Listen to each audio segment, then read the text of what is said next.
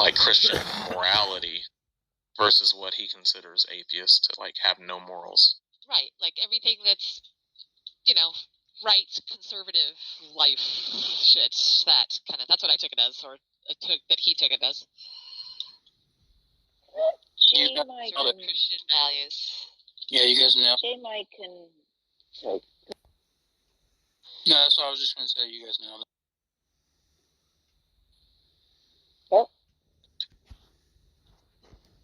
I'm saying, like, he did say, he ended up going on this whole thing about how, like, yeah, man, I think atheist behavior is just despicable, man. These people can be sick sometimes, and, like this whole thing. So. PTR, look at the absolute hammer on this cat.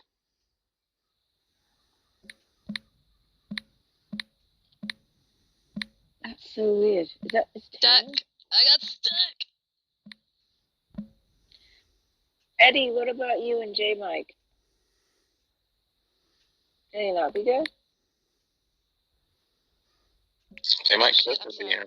Did you say J. Mike? Yeah. We've been meaning to have a discussion, debate for quite a while. There you go. One on the books.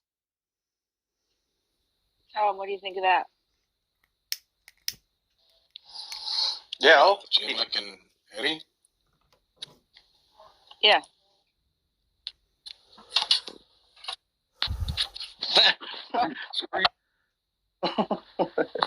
I've had several debates, thank you. I am undefeated. But I don't do shit shows, so if you want, I can, if that's what you want. But are you sure? Didn't Matt Adams beat you in a debate? Who? Didn't Matt Adams beat you in a debate?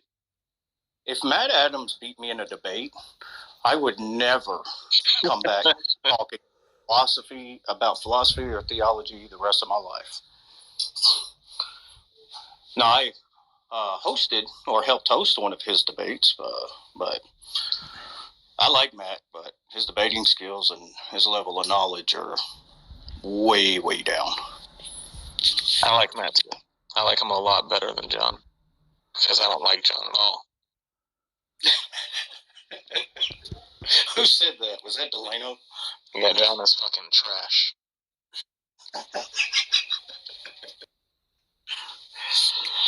Yeah, the first ever debate I had was on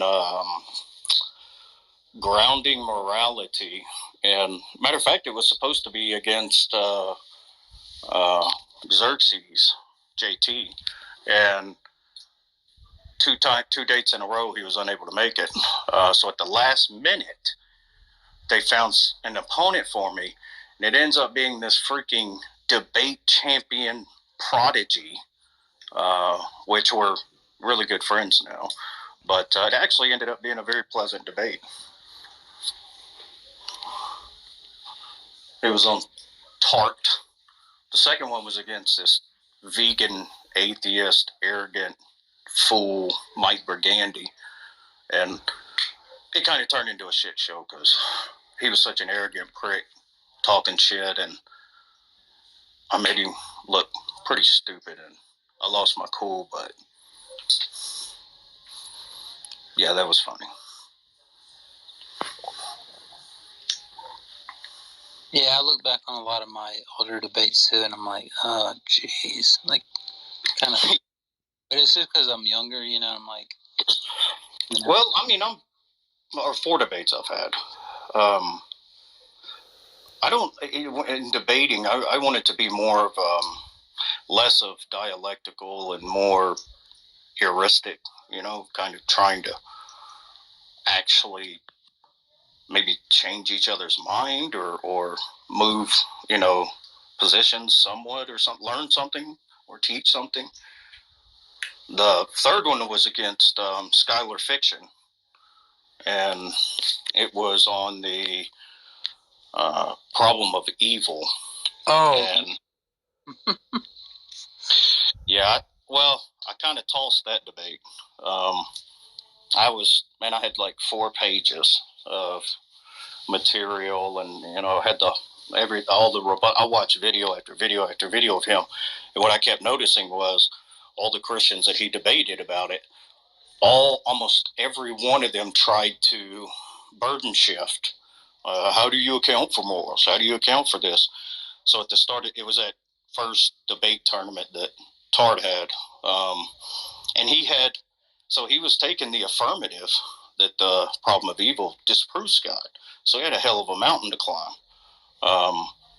And when it started, I just told him straight up. I said, "Look, I got all these notes. I had all this prepared and everything. But because I take the problem of evil and suffering, especially the evidential problem, very seriously, because it's something that I struggle with and I have struggled with." I said, I'm just going to wing it, and I'm going to answer whatever questions you have the best I can. And unfortunately, the moderator was also the judge and was not very experienced and was an atheist. And so they gave it to him, but he didn't prove his case at all. But it was a great conversation.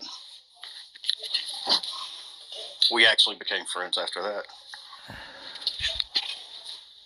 He just messaged me and said you're lying. I'm just kidding. Now, ask him about me. He's no, I don't know what he says. I'm not around, but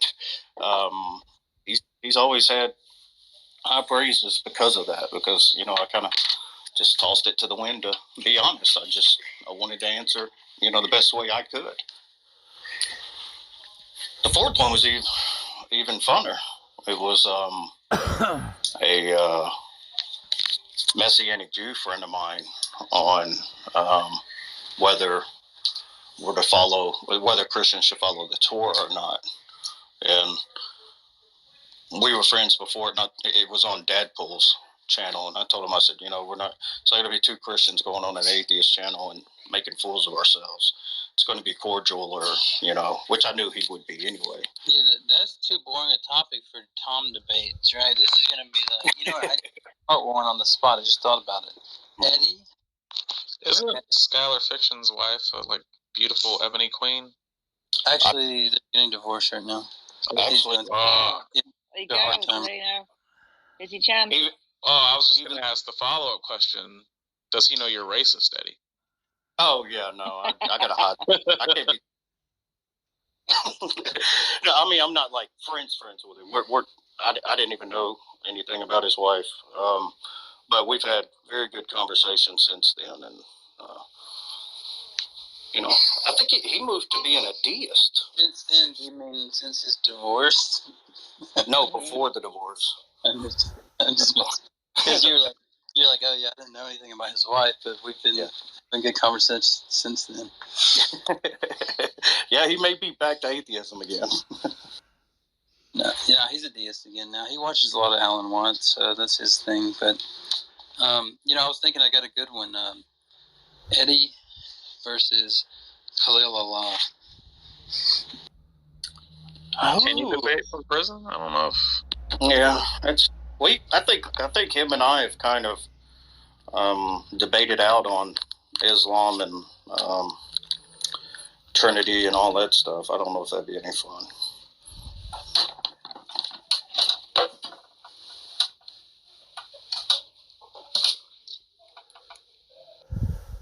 I was thinking more based around ethics or something, but.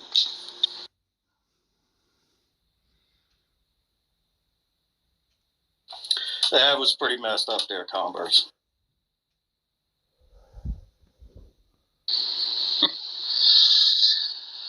Now, what happened to Khalil? Is he back out on the streets, or do we? He didn't. I seen him back on Clubhouse. I saw him. He was actually still doing his on TikTok. He was on there doing the live just like he always did. About a week ago. Like nothing's ever happened. Maybe they don't know about it. I don't know.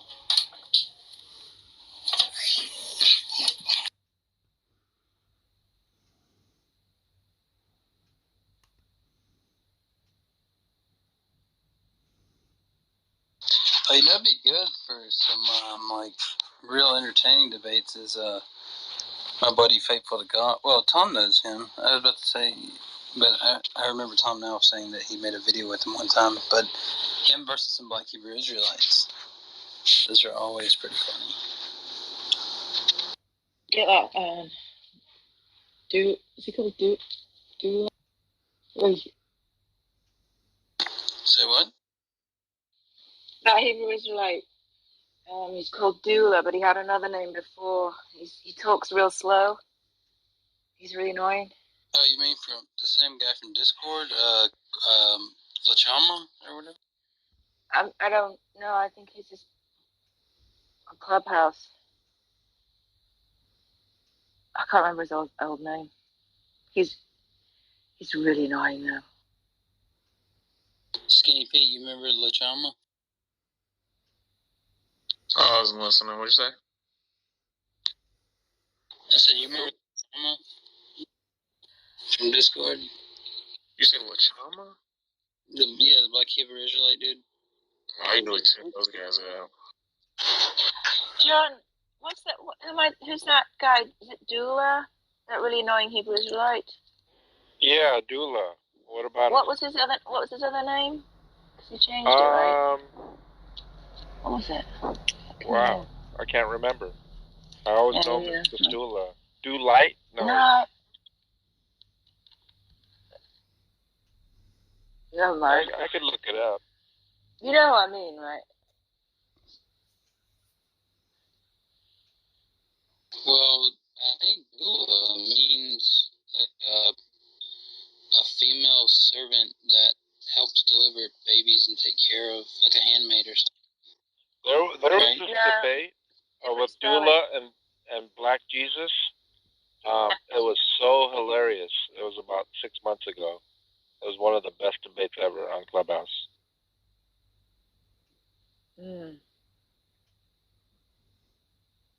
I don't know if you heard it. If you heard it when it was going on.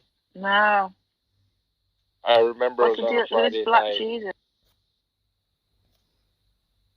Do you know who Black Jesus is? No, I don't. Okay, it's a guy named Black Jesus Ministries. But he debated Dula, just the two of them on stage, about like 150 people or so in the audience. It was great. What were they debating? Like, whether Hebrew Israelite stuff? Basically, Dula was defending their views, and he was attacking it, and but he was attacking it by just calling him the N-word and over and over. It was just so funny. Shit. Oh, God.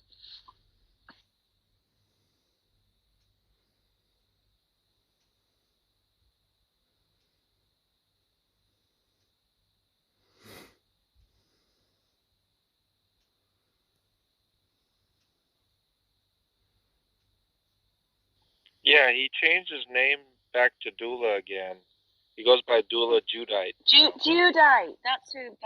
I was trying to remember the name. Yeah.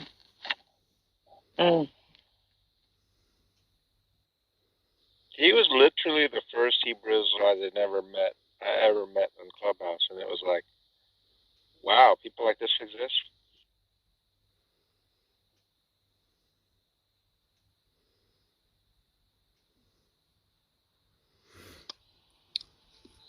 John, do you know what they think about you, like all the different types of people? I'm not gonna say it because it's pretty bad. Well, of course. I mean, like I'm a Moabite. I'm not welcome to the assembly of the Lord. All that kind of stuff. I mean, it gets into like Down syndrome and you name it.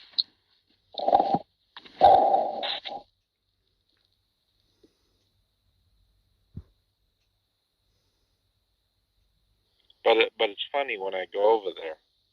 I kind of just every time I mention I meet up with the Hebrew Israelite, I always tell them, is there any hope for me, right? And they basically can't say that there's hope for me, right? So I just kind of explain, well, that's why I cling to the gospel of Jesus Christ, where there's hope for me and eternal life and things like that. And they kind of go like, yeah, I understand. I just another kind of. I just got a different idea of who the elect are. Basically, yeah. I mean, the Black Hebrew Israelites that I used to be with, like a long time ago, they actually accepted all the different people as converts. They were basically like they weren't Christian because they denied a lot of the stuff, like the Trinity and a lot of the other Christian tenets, but and you had to keep the law and stuff. But they would allow other races to be saved, or they said that they could. Yeah, I mean, there's the Christian Israelites, right? Who believe they're descended from, Israel, but they also believe there's salvation for everyone. I mean, there's just a lot of camps. You already know that. Yeah. What's really funny is now these before them there was the British Israelism, like the white British version of the Black Hebrew Israelites, right?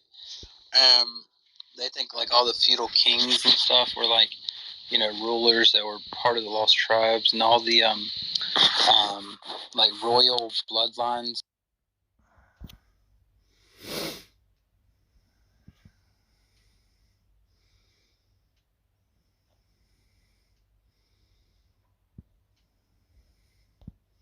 And I don't think you that don't know moral. what that reason might be. I didn't bring morals into it. I didn't Why are you redefine. I didn't bring morals into it yet. Why I are you? Why are I you didn't bring morals. I didn't bring. In order to bring calm redefine. down, calm Redefine. down, calm You down. brought the term Ty. evil, dude. You're gonna be You okay. brought the term evil. Okay. It's Don't stuff let in the it. beginning of your sentence start in the middle of mine. Okay. What I'm saying is, if you're going to be addressing our worldview accurately, then you need to add that premise in there. Yeah. Okay. Why would I need to add that premise in there? Because if you don't, you're straw manning. Okay, so you believe. Okay, so you believe that there is something moral to cancer. Guys, only special That's not what I said. I said that God allows it. If God allows it, then there's a morally sufficient reason. Great. It doesn't mean that I like it. Great. So there's a morally sufficient reason for cancer. And it doesn't mean it's good. It doesn't mean cancer's good. You're conflating those things. I didn't say it was necessarily good. I didn't say it was That's necessarily what you're bad. asking. You're saying, "Oh, so God created cancer." Yes, that's a You're question. If I'm asking, but redefine. If I'm asking you that, then that's not an argument. So I'm just asking for your response as to if you believe that God instantiates cancer as being a necessary good. No, you're not just simply asking for a response. You follow up by saying something like, "Then by your argument, cancer is good." So you're not just simply asking a question. No, it's a loaded question. No, my question is, yeah. There's I will a agree. false premise, there's a false premise in your question. What's the false that I premise? don't agree to. That it's there's no good. false premise. No, there's no false premise to a question. There'd be a false premise to the argument that I made in the chat. Yeah, No, it can be loaded into wife, your question. Jay, do you still beat your wife? Yeah. No. No, you don't? Loaded question. You Yeah, stopped? that's a rejection to the You claim used to, that I you even used beat to, my wife. but you don't anymore, right? You used to, but you don't anymore because you stopped. You said no. Okay. Yes, so you used to beat that's your a wife, but negation. you don't anymore. Yeah, that's a negation to the claim that I even ever beat my wife. No, you said no. I asked if you still beat your wife. You said no. No, that it's just a implies question. that you Remember, did it's just a yeah, question. It's denying the claim. When I say no, I'm denying the claim. Jay, you're not thinking. If I ask if you still beat your wife and you answer no, that implies that you did in the past. No, it's a loaded question because the way that works. Hold on. But when I say no, in the sense, I'm negating the truth of that particular claim that you're making. I never beat my wife. The question doesn't apply to me. That's the point. He's teaching you about the nature of a loaded question. It's all right. He's saying you're asking him a loaded question. It's to teach you the principle. Okay, great. Okay, so how was my question loaded? If I gave an argument, and then I asked you if you believe that cancer is necessarily created by God, and then you give an answer. Look. How is that loaded? Let me be clear, okay? God has a morally sufficient reason for the things that He allows, It doesn't follow that because he allows something. But I wasn't talking about morality. It doesn't. Can I finish? But my argument had nothing to do with morality. It doesn't follow that because God allows something such as you say evil in the cancer. text chat, Jay, or not? I never said evil. I never said anything about that being evil. If you believe, now the question is what you have to so reconcile. what are you bellyaching about? If you're not talking about the I'm not- question, I'm not Did you ask, is cancer evil? What did you mean by the term evil? No, I didn't ask if yes, I did ask if someone believed that It's cancer right there was in the evil. text chat, staring us right in the face, Jay. It's right there. Yes, black but and that's white. not me stating. That's not me stating that cancer is evil. That's me asking. I never said that. if- I just said, did you ask the question? I didn't say that you did. I was asking the question. I'm not Asking the question isn't saying that you stated that. I know. No one's making a statement. I just said, did you ask that question? And you brought up the term first. Yeah. Yes, brought I the term asked if cancer. regarding Yes, morality. if that's in the chat. If I ask, is you brought cancer morality. evil? Then Okay, you brought let morality. me. Yes, sir. Yes, great. But then I brought Well, up. you Okay, admit that. so I brought that up. Very much. But if Clear. it is the case, okay. But then the argument will work in that moralistic framework. What If you argument? believe that evil is. Yeah, we're not. If you believe that cancer is. Wait a minute. If you believe that cancer is evil, then that argument holds to veracity that God can create an evil. But if you believe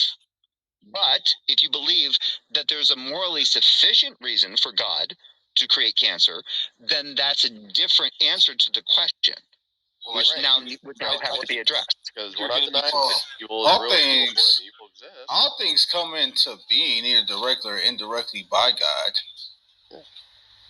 Well, you can't confuse. You can't confuse it coming into being. Guys, you guys are trying to ask me a bunch of stuff all at once. Who wants to I'm ask me saying something? to you, you can't confuse things coming into being directly or indirectly by God with God creating something in the sense that He creates evil. No, He doesn't. Evil is simply that which. Evil is something is simply that which contradicts the character of God. That's all it is.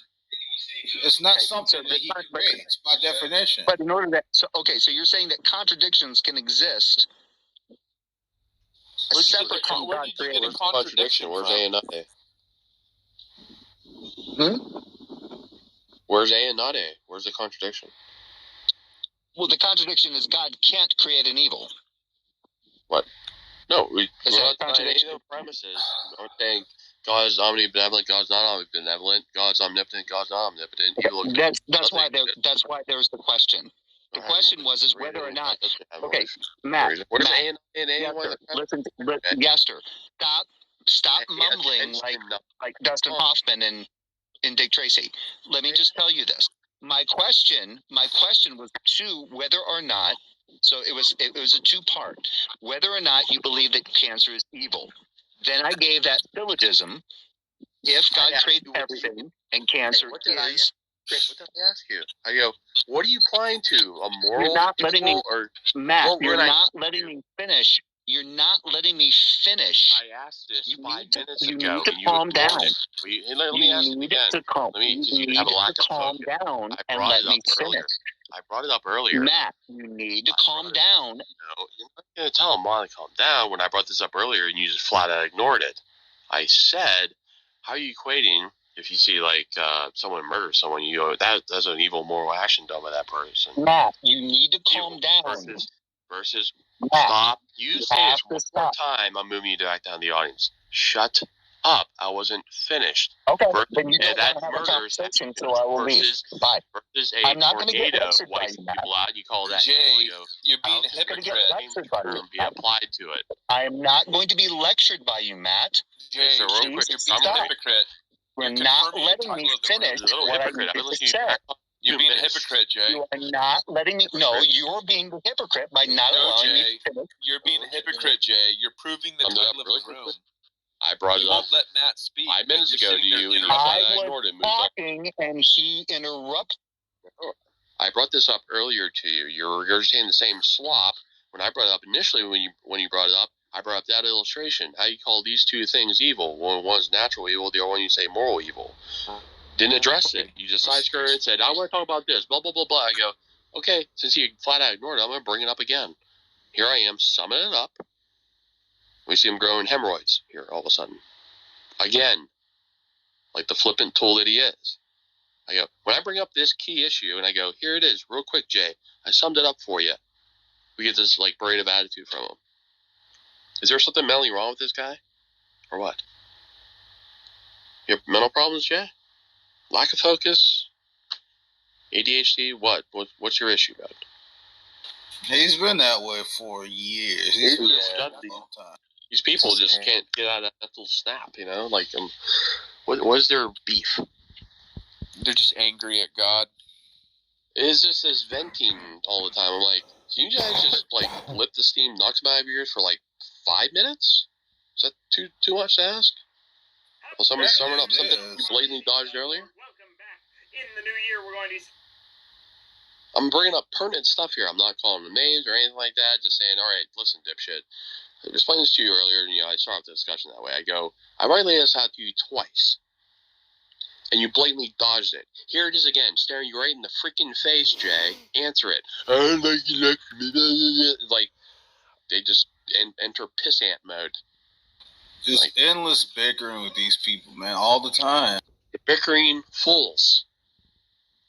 And I go, how much do you put up with this? You give them one last chance to shape up. I go, do it. They can't hold on to it for like 2 minutes. It's like a little kid. You already go, shape up. And they're like, okay, I'll do it. And within 3 minutes, they're back to their old ways. It's like, what the hell is your problem, guys? You're just told to shape up, or you're going to ship out. Oh, I'll put on the nice guy routine for a few minutes. And I go, they lose track really quick. Do you remember what you guys promised earlier? We gave you the warning. You're going to shape up, or we're going to ship you out. You heard it.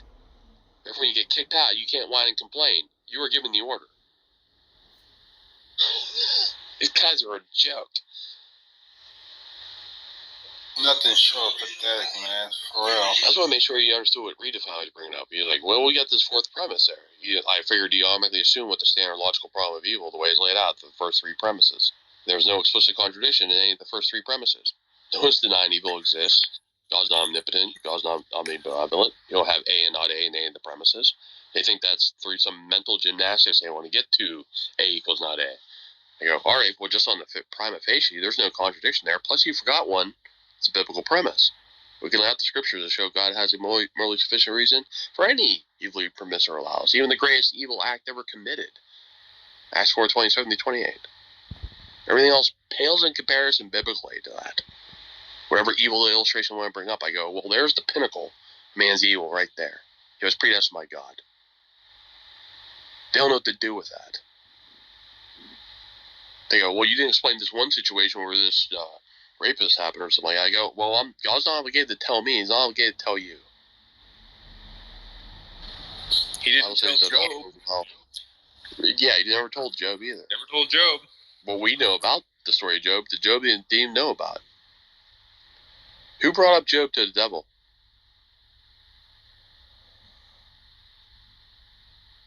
God. Hey, you're a very evil angel.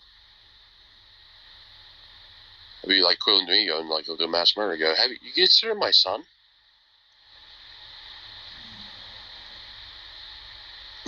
Who brought up Job to Satan? God asked the question to him, have you considered my servant Job?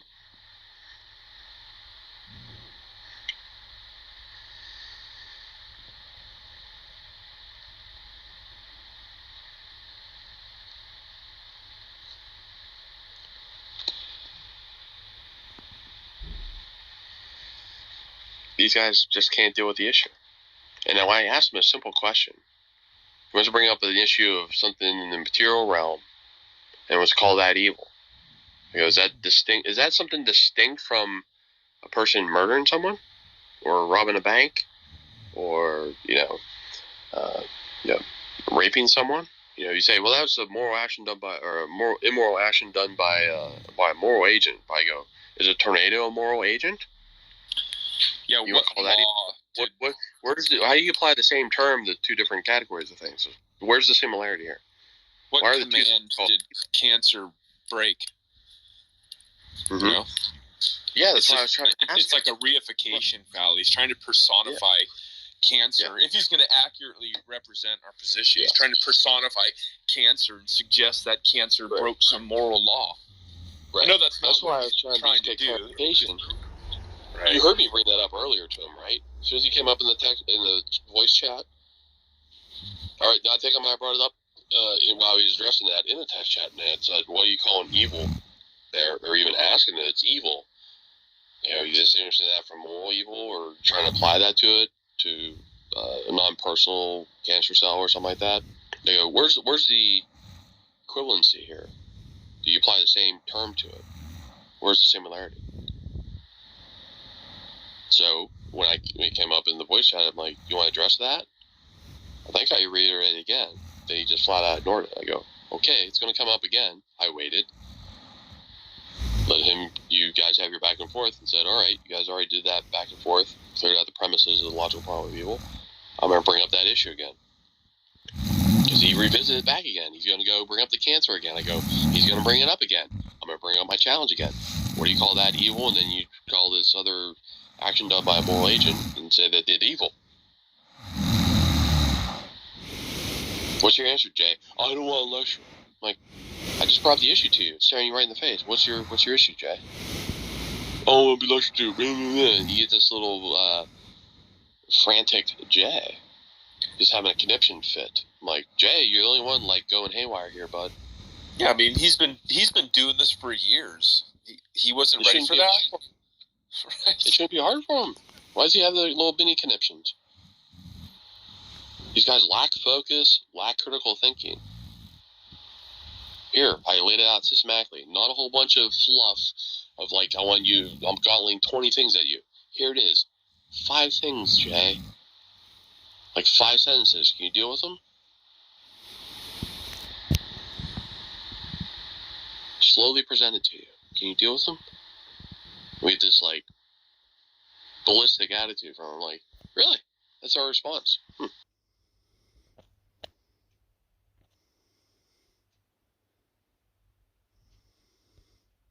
Debating with you. So I'm reading it, and I'm like, that's fine. You don't need to debate something on your first read, right? no, I mean, it feels like.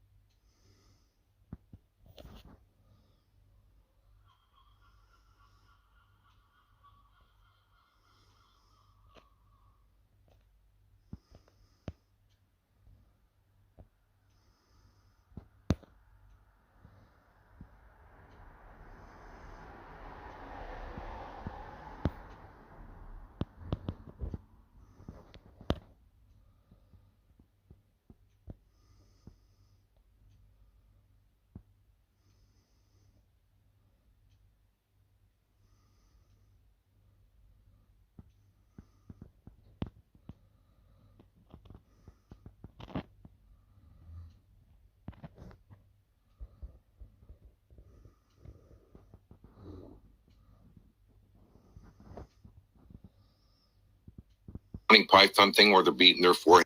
I think anyhow. I know when I did the patch thing for a good while, like I'd go to bed at night. Sometimes I forget to take it off, and I think, this thing just doesn't work, man. And I'd wake up with these weird nightmares.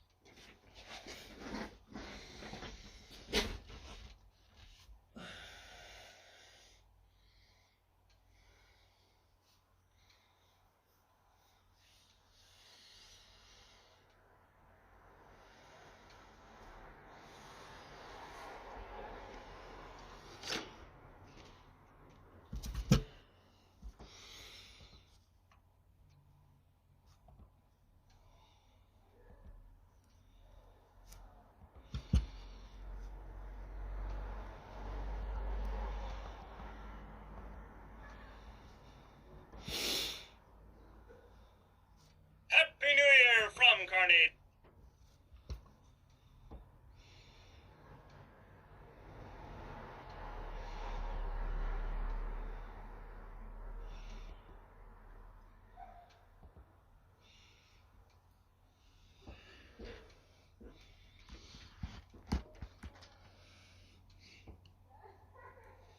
Sorry. Bluetooth mode. Bluetooth connected. Shit themselves. Nah, it's enough. One of those such a cheap jack you wouldn't buy. No, you can buy a jack. Yeah, new jack's $500. Not that particular one, isn't it? That's 200. Yeah, that's nothing. That's one of those cheap Chinese things, mate. Yeah, that's the money bags. No, it's cheaper to buy the cheaper Chinese one brand new again, the same as that, and buy the bloody seals and fix it. Yeah. And all the effort to pull it apart and you got pushers and pullers and all sorts of stuff. It's brand's still alright. Yeah, no thanks. Too much work. Look, we gotta get the freaking speaking. Damn, we need to get the radiator in it. Mm-hmm. It's an all-wheel drive. It's all-wheel drive. It goes like a bullet. And it's like, sorry about that. Really high too for like really rough roads, and it's got these suspension and everything. Huh? Yes, I think I just got knocked off the StreamYard. It was okay. I'm back. Really good. And Jason showing us the area where he lives. Beautiful. Yes, beautiful. That's the one that fixed it. I can do 100 miles an hour down a dirt road where it's as loose as marbles. Yes. The dirt road's loose as marbles, and it can do 100 miles an hour. And in bends, and in 160 kilometres an hour in bends on a road that's got like gravel that's as loose as marbles. Done. Like really go. 6.3 litre V8. It's a 6.3 litre V8. Full leather. And it's all-wheel drive, and it just goes like a heated seat. It goes like a monster. Yeah, it's got heated seats and everything. It just goes hard. Oh man, it goes. I've overtaken cars. You know, normally when you see like a gap and most people go, oh, there's no way a car can get around that, you know, you'll have a head on. This thing just goes, just straight out, up, in, again, and then the people are sitting there in shock because there's still 100 and 200 metres to spare after you get in. And they're like sitting there going, how did he do that and still leave 100, 200 metres to spare? It's like, yeah, this thing goes. I mean, really goes. It's like, I miss being out on the highway and just, popping out on a straight and just punching it, and it just like accelerates, boom. It's just straight in front, yeah. Wow. Yeah, he bought a Corvette. He bought this motor, and I dragged him out for it. I said, you idiot. I said, you bought that stupid motor that's going to be worth nothing in the future, and then Holden went broke. And Holden folded, so everything Holden become worth a lot of money, right? So I paid $25,000 for an engine, a gearbox, and a diff center, right? And now the same thing is worth over $55,000. And he only paid $25,000 for it back then. It's gone up in price. Oh wow! And the Holden Ute he's got, because they don't make them anymore, is worth like 130 grand if he puts all that stuff in it and sets it all up. Yeah. Wow, that's incredible. Pretty cool. They just went up that fast. And he's got another one there that he paid $7,000 for, right? And it's a pile of garbage, and it's worth $30,000 now. It's crazy. He paid $7 grand for it because I went off, so all of a sudden all the cars went up through the roof. What are your gas prices? Yeah, that's a good question, Sparrow. Because I know our gas prices are pretty high. It's a pile of garbage, but yeah. What are your gas prices? Oh, there's a car down there, right? They sold it for $480,000 last week. Australian, that is, not American. Yeah, same car. It's the same car that's in Mad Max. The Landau in Mad Max. Yeah. Yeah, it's the same, it's a Landau. The same car that's in Mad Max. 480 grand. We can talk about that up here because, like, there's zero chance anyone could steal it. Like, if someone came up here, with something and tried to hook up that trailer and drive off with it, it'd just be like the stuff they'd have to go through to get the trailer hooked up, and it'd just be like, there'd just be no chance. It'd like, go for it, try it, see what happens. It's not going to be pretty for them. Oh, it'd be a nightmare. Oh, mate, we'd be on top of them when we pups. Yeah, ours are up there too, like that, sure. Yeah, So you could point to, but you still wouldn't trust them.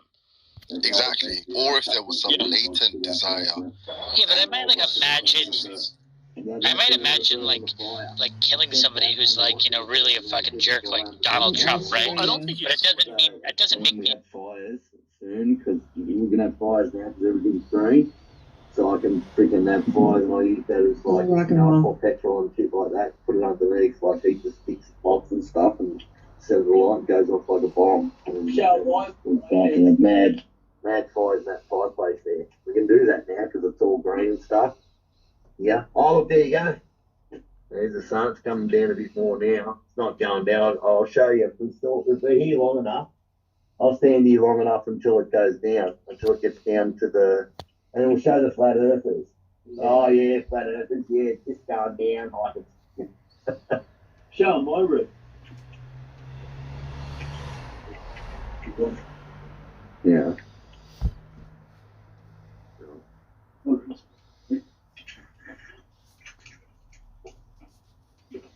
Yeah. That.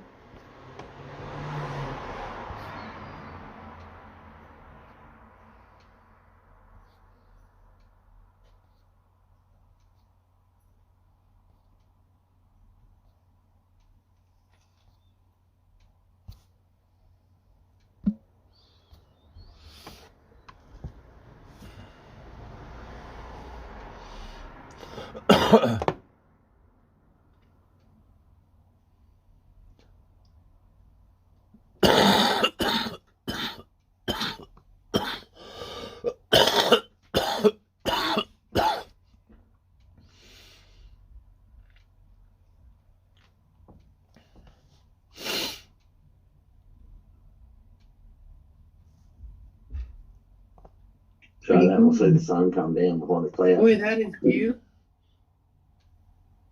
To talk to you to move down here under suffering. Not really. I really appreciate it. Oh, of course. No, he didn't. My mother cut me out of the will. I had a house in Sydney, and my sister stole it off me, and I didn't have the money to fight it in court. I didn't want to use the money. I had to fight it in court, basically. So, anyway. The kid had money, but he fought it, wasting his money. Well, I never knew if I'd lose or win. He would have won. Yeah, I know. I know he would have won. Yeah. But he didn't know that, so I take the risk as his money not mine. So it was mine, I would have done it. Michael, Jason's father-in-law told me not to do it, and I listened to him because he's an accountant and he's had a business for 120 years, so I listened to him and not Jason. Yeah. He's retired too now, Michael. He's a really nice guy, huh? And Jason's mum. They left me the key out. They've got a $15 or $20 million mansion in Sydney, and they just left the key out. I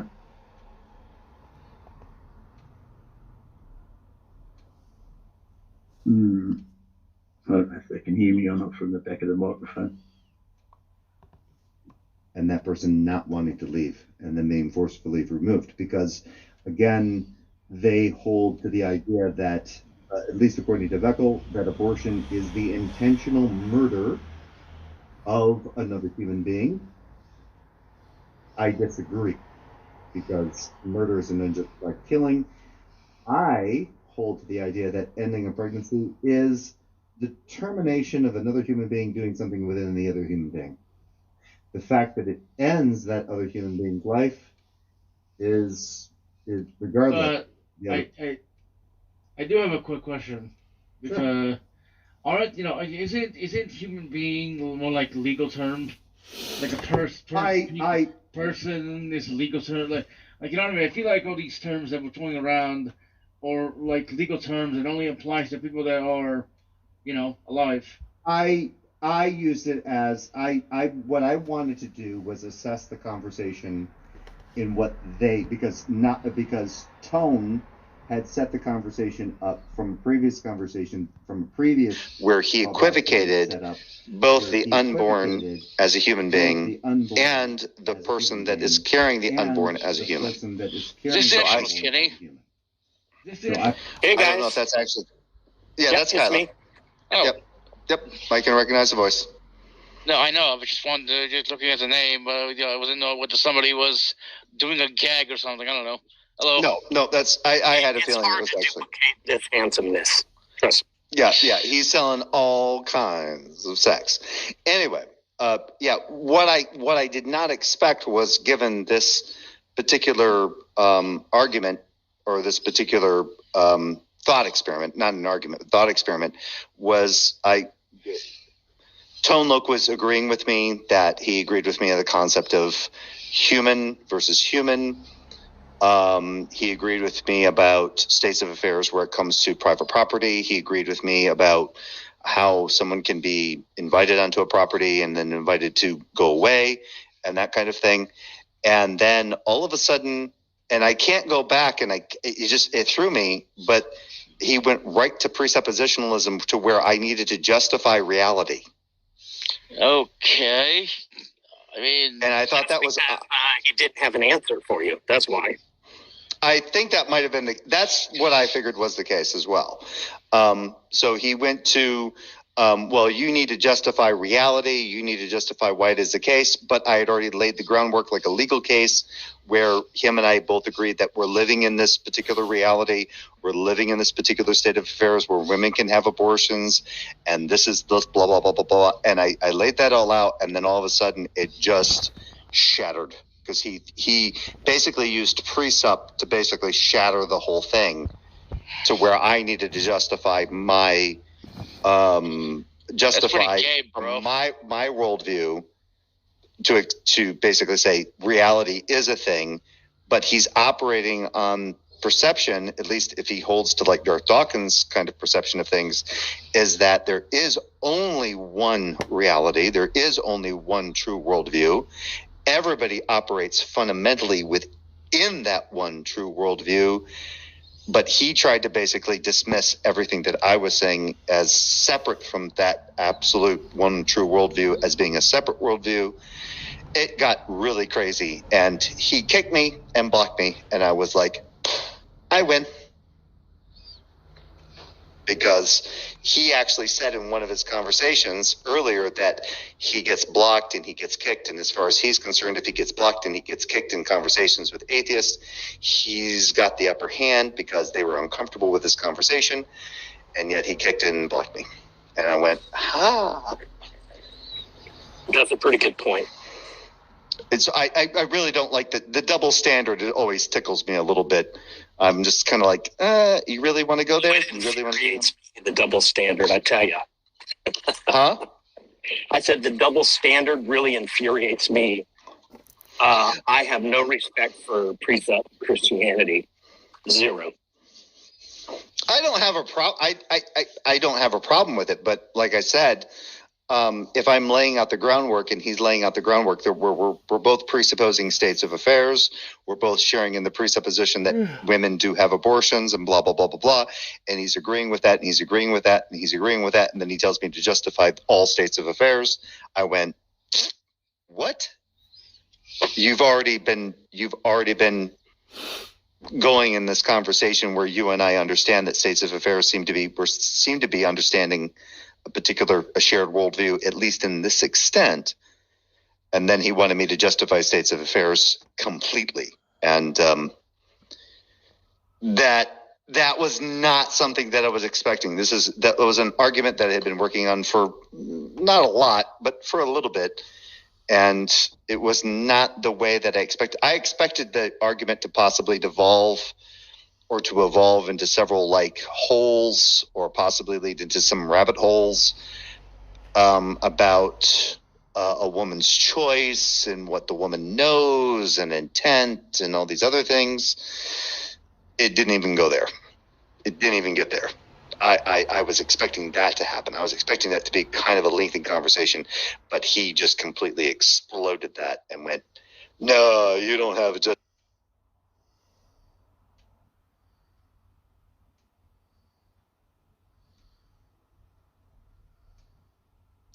justification for why states of affairs or even states of affairs." I'm like, you already agreed that we're talking from states of affairs that we agree with. And I don't have a justification for my own existence. But like, you should. You should have a justification for your justification. But in their point of view, it's like, unless I presuppose God, I don't have justification that I am. And I think it's lunacy. Well, they don't believe in autonomy. They don't hold to rational autonomy. They hold to the autonomy of some other mind, feeding the other mind with autonomy. Because I got into that conversation earlier that your mind, because we were talking about worldviews, and I said something that apparently seemed controversial to them when I said that ultimately worldviews are subjective, because worldviews are made up of beliefs and knowledge, and beliefs and knowledge are predominantly mental states, so they're subjective, right? They're subjective to mental states. They didn't like that, and then they basically tried to say that, well, the mental state of you is projected upon something that's subjective, an objective mental state that gives you that revelation of that particular mental state. And it was fun. It's been a fun day. I didn't get upset. I didn't get nasty. I didn't insult anyone. I did feign anger at one particular point in the conversation, but that was just to see how they reacted, and they reacted exactly with how I wanted them to react, and it was fun. Yeah, but it doesn't. Go ahead. No, go ahead, Kyle. Go ahead. Oh, I was going to say, you're because I do think you're a reasonable guy. I came in and Midnight, although he's very, very gay. Anyway, you guys are reasonable. No, I love you too, Kenny. No, Midnight's not gay. He's only mostly gay. Mostly gay, yeah. He's only mostly gay. He's mostly gay. He and I have had plenty of conversations, and he knows I'm a deeply, deeply closeted gay man. Wait, are you? Oh, that's a joke. No, don't you remember the Norm Macdonald? That's a Norm Macdonald. Norm Macdonald used that as a troll on. He used that as a troll on. Larry King. Larry King. Yeah. And he goes, right. It's a philosophical quandary. It's, oh no, I am a gay person. I'm just very deeply, deeply closeted. Right. And it was Norm Macdonald's a genius. And yeah, Norm Macdonald's Norm Macdonald's can actually be construed as an asshole too. But so am I. And so are you, I think. Mm-hmm. Well, Tone seems to think that. He blocked me pretty fucking quickly from that one. Yeah, I saw him, yeah. He blocked me, and I can't go back in and talk to him anymore. And my feelings are not hurt. They're not hurt. So well, maybe they're just deeply, deeply hurt. Well, if that's so, why are you having this stream and talking about it, Jay?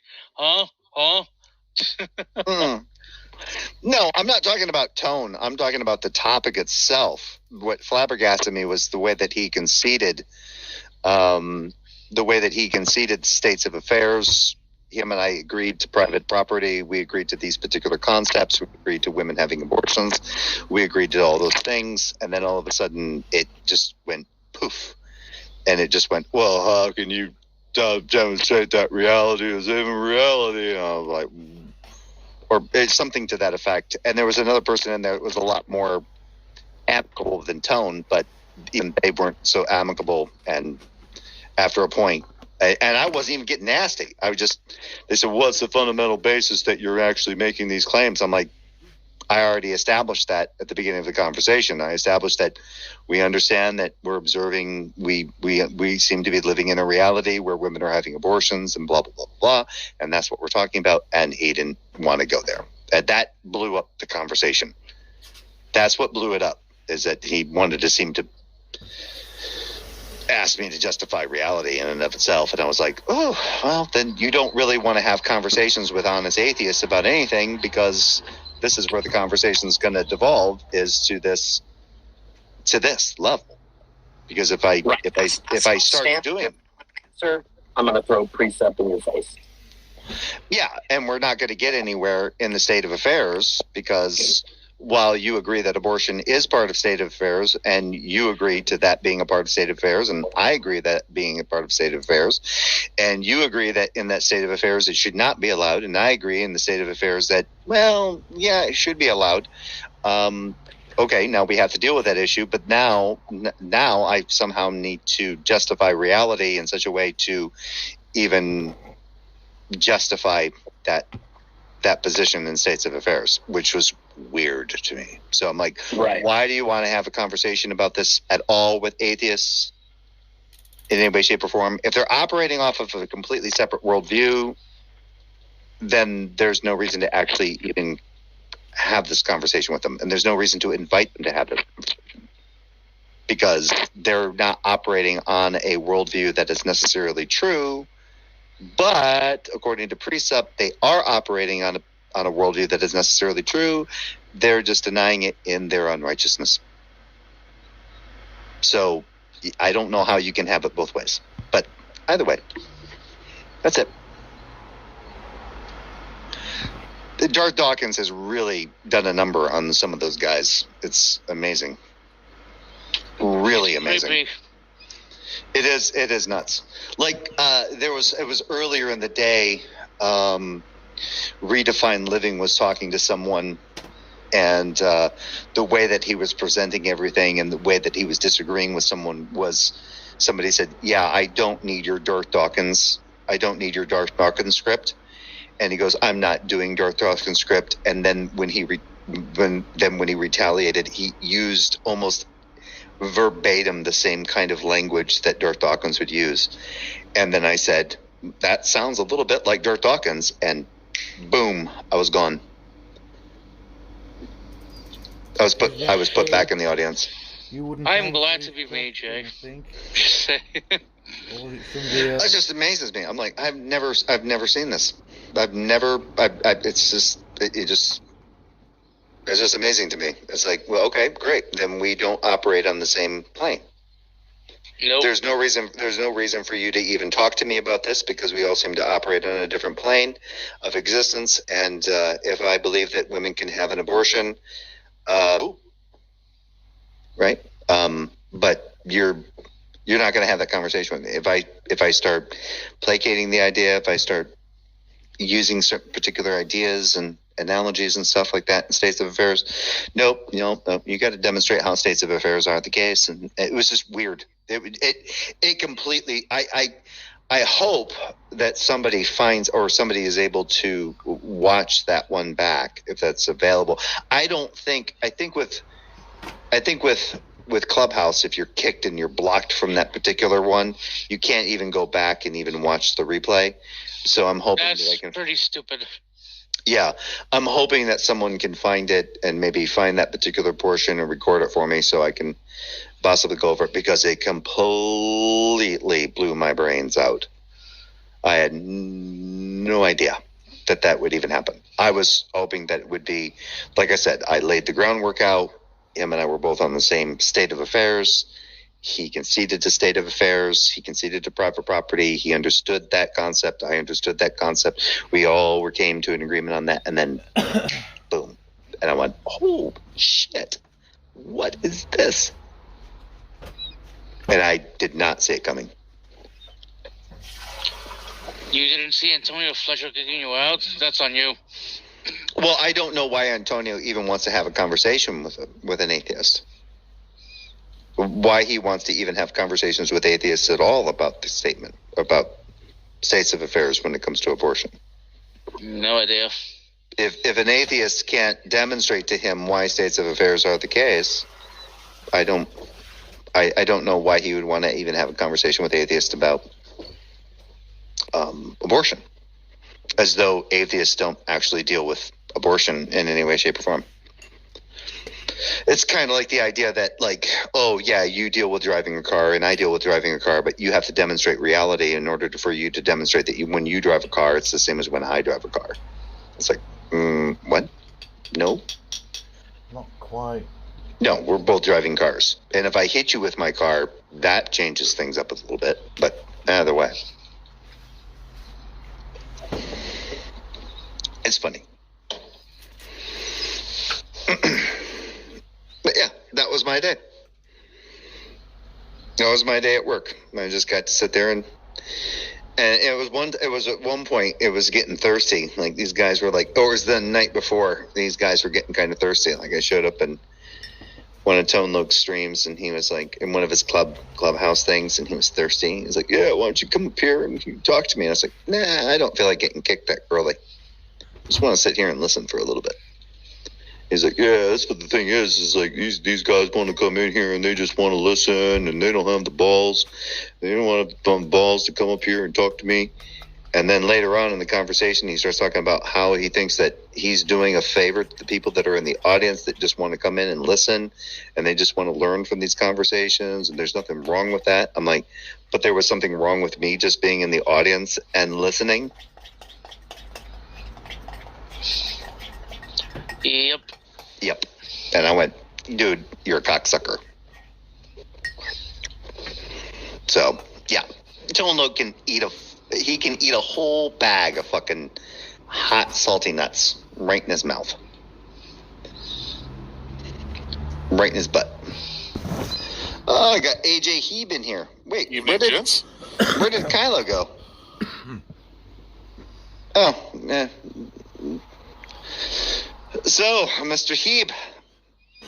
So it's funny. I was trying to catch up. I missed the beginning, so I rewound and was listening at double speed and trying to keep up with the. You didn't miss much. I could have fucking caught you up real quick. Well, it's cool. Funny that despite the fact I've been dealing with these pre-sup knuckleheads for I don't know a year and a half now, something like that, that it finally dawned on me the other day what it is that irks me about pre-suppers so much. Oh, my brother and I have talked about precept on and off since 2013. Precept was one of the things that got me out of Christianity. It got me out of the belief in Christianity. It was one of those things that I started seeing presented in arguments on like the atheist debates, or the atheist experience and stuff like that, and other debates and other channels and stuff. But I didn't know how I was like, how did these people participating in these? But I would listen to them and I would get all their different stuff. And then it got me questioning my states of affairs or my state of beliefs. And it ultimately led me to believe gods did not exist. Yeah, and presuppositionalism was Seitan Briggencate was one of the number one. He was one of the ones that was like when he presented his argument for like God and everything, and he was like doing his shtick. Yeah, it didn't sicken me. It just made me kind of really think. I'm like, would I accept this if I was trying to justify? Because I had conversations with non-believers when I was a believer. Yeah. And I used to present the argument in a way that was kind of an appeal to ignorance fallacy. And the way that Seitan was doing it wasn't necessarily an appeal to ignorance, but it was an appeal to presuppositionalism. It just basically went, is this the best they've got? Right. Because I was indoctrinated into it at a very young age. But anyway, go ahead. Well, so my first introduction to presuppositionalism was actually I think a Jeff Durbin video. Ginger Hipster Jesus was my first run-in with it, and it was one of those things where like a lot of people, I had the same reaction. It was like, okay, something is clearly amiss, but I can't quite put my finger on it. And I didn't know enough about philosophy to really understand. Oh, I didn't all either. the arguments. So I will say this. The good thing about presuppositionalism is I have learned a tremendous amount about philosophy and epistemology and stuff like that. Same here. Since encountering it. But I think the thing that irks me the most about it is, to me, it's intellectually on the same level as these guys who are like, I invented a free energy machine. It's a perpetual motion machine with frictionless bearings, and it violates all the laws of thermodynamics. And I'm like, here's an interesting thing, AJ. Sorry to interrupt you, but one of the individuals that I started learning epistemology and these kind of philosophical concepts from is in here right now, and that's Barney Tierspel. Oh, well, good quick nod to Barney. Yeah. Hello. Barney was Barney, Simus Funk, Nicola. These guys were some of the first individuals that I interacted with, including even Steve McRae, and some of them, obviously Barney and Nicola, and probably even the other, or Simus Funk, are not necessarily in agreement with Steve McRae's particular positions on agnosticism or atheism. But either way, that's not necessarily a slight against Steve McRae in any way, shape, or form. Being necessarily in disagreement of a person's positions on this particular subject isn't necessarily a slight against that person as a whole. Either way, I learned a lot from talking to these guys, and one of the things that I learned from Barney was when we would have a conversation about presuppositional, he'd be like, "Yeah, presuppositionalism really isn't an argument." Yeah, it's a position. It's a position, and it's kind of based. It's kind of weird because it kind of presupposes that something is what it is. It's almost like begging the question, isn't it? It's almost like begging the question fallacy when you start in that sense. But either way, it's been a fun few years of dealing with this kind of stuff. And go ahead, guys. Go ahead. But go ahead. Yeah, I was going to say I have to thank you guys, by the way, because I guess I got some of that secondhand knowledge because I learned a great deal about a lot of this stuff from you and your brother. I'm so fucking sorry. I am so fucking sorry. That's our secondhand knowledge is just as good as firsthand. Not really, because I just got everything that basically dripped off of the tip of Barney's dick. Yeah, come on. Well, I cheated and read some on Wikipedia too. I was like, I don't even know what that word is. Yeah, I remember. That's the main part, isn't it? Finding out that things exist, that there is something to know there. Yeah, I remember one time somebody was telling Dragnet, he goes, "Yeah, I really want to be good at this presuppositional thing, or not this epistemic thing, or this epistemology concept, like you and Jape Patchich." And I went, "No, you do not. No, you do not." Apparently, this person seemed to kind of get the idea that Drag and I were possibly like authorities on the whole epistemic thing, and I was humbled. I never ever acquiesced to be fucking in any way, shape, or form formidable on the topic of epistemology, and you realize that when you have a conversation with someone like Ozymandias.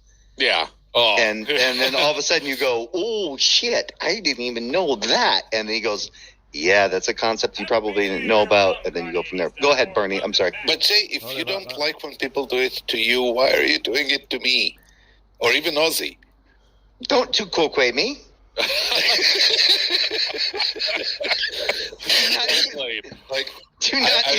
I've told you like a million times, I am just a guy on the internet. I know, and but actually, I've often heard Ozzy say the very same thing. Mm-hmm. Yeah. But there is no authority to be found here. I get it, but I do give you guys credit where credit, because I have had very good conversations with Christian theists, with other believers and non-believers, based on the conversations that I've had with you, Barney, and with Nicola, and with even with Ozymandias. And regardless of that, you guys have introduced me to particular philosophical concepts. While you may not necessarily be experts in the field in those particular philosophical concepts, you did open the door to those particular philosophical concepts. You did help me to kind of get a layman's view, or kind of a layman's view on those particular philosophical concepps. And I hope that I've been able to utilize them to at least an extent. But at the same time, I do understand that a human being can be wrong. And there are others who have learned from you in the same way. Exactly. And that's not necessarily a bad thing. But I do give credit where credit's due. I give credit to you, Bernie, and Nicola, and even Steve McRae. And most people will be like, oh, don't even talk about Steve McRae. No, I learned it all. I learned a lot from Steve McRae from my first interaction with him. And from certain things that he was basically talking to me about. Nobody's saying that he's a nice person or a good person or right about everything, but yes, there are things that I've learned from him. I have learned from Steve McRae. I will grant you that. But well, exactly. AJ, you're right. I've learned, and by that same measure, I've learned the same thing from Tone.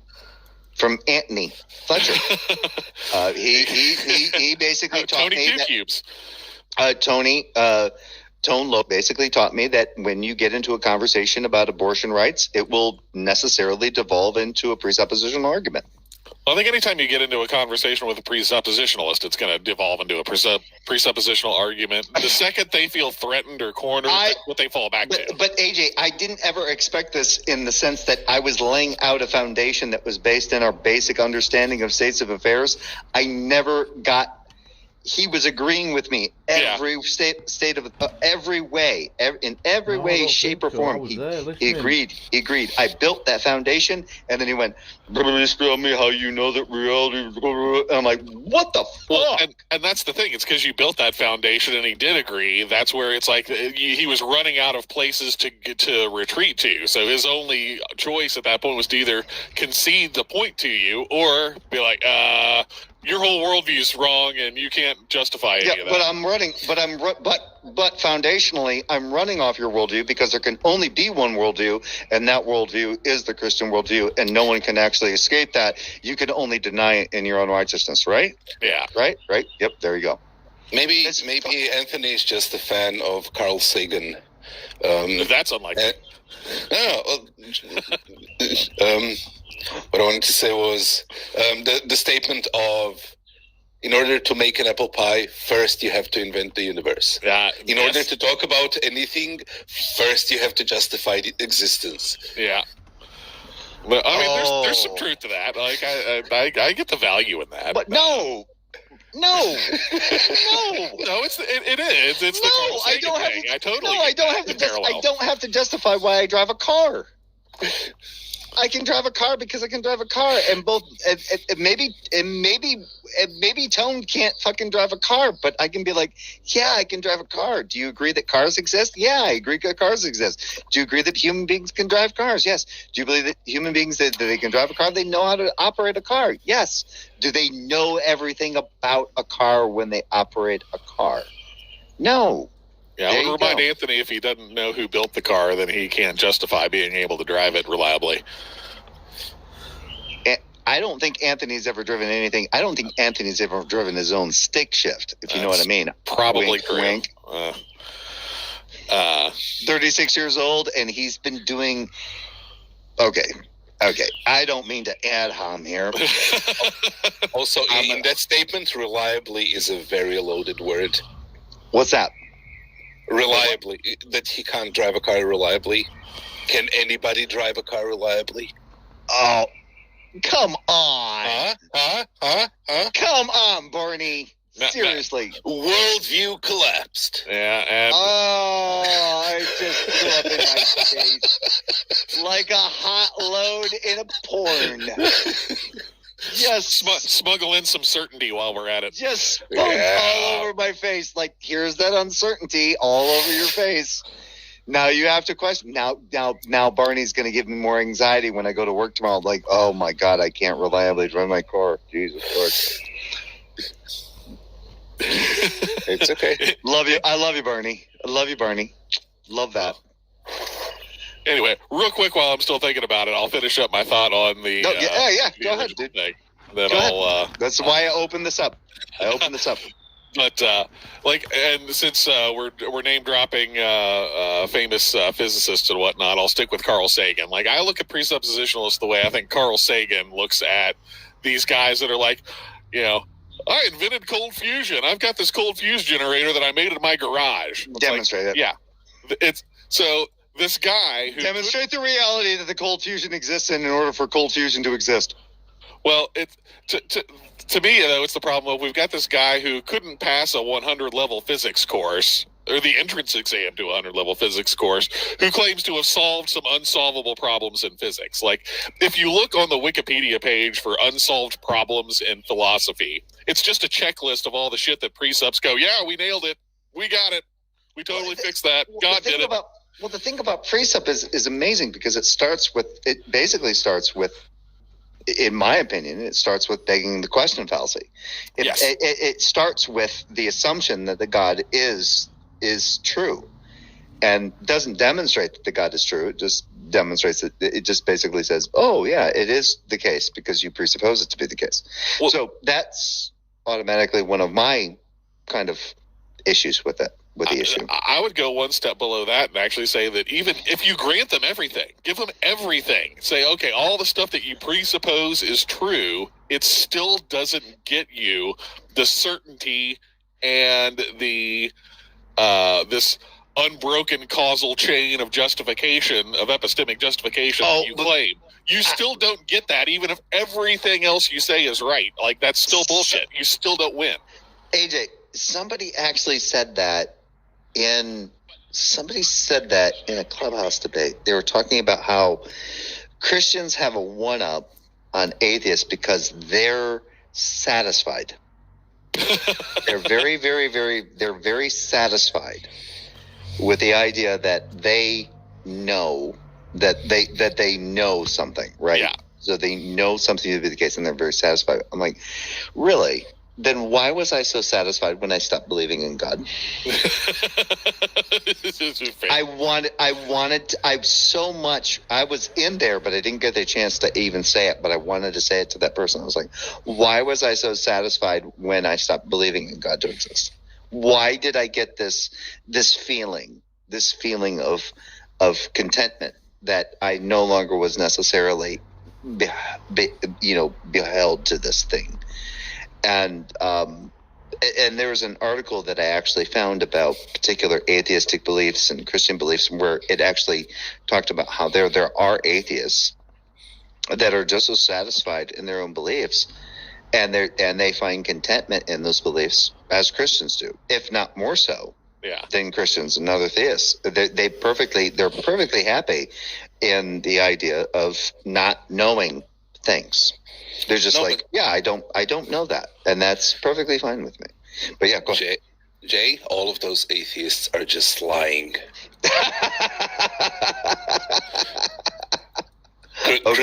Christians know that you cannot be satisfied without God, so those atheists are just outright lying when they say that they're satisfied. I got that.